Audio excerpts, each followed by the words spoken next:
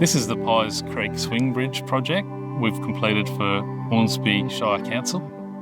Hornsby Shire Council approached us with an opportunity to create a better access from one side of the creek here to the other. When we started here, there was a walking track that basically meandered down through the creek, which was creating a bit of erosion and some environmental issues with the access constantly being used every day. Due to the difficult access, we created a solution that would cross the creek from one side to the other, leaving the ground untouched and unscathed.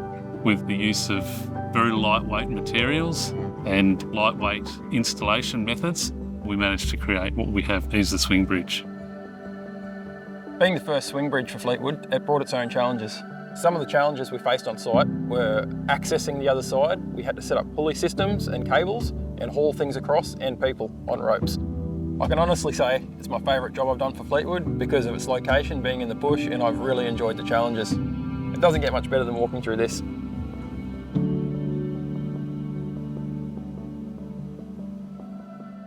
The benefit of this bridge to the community is access to the shops, sports fields and schools, and it's much better than walking down the side of the road.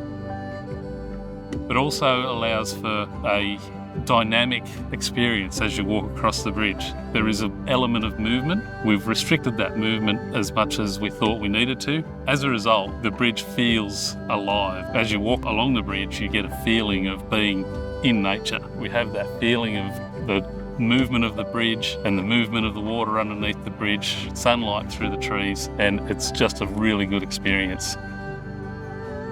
Really, the benefit of this bridge is that we can cross from one side of the creek to the other, have a lightweight solution that doesn't impact the environment below the bridge, and it can be built in almost any circumstance because of the lightweight nature. So no big cranes, no heavy machinery is required here. So that is the beauty of it. And that is why Hornsby Shire Council found this the best solution for the application.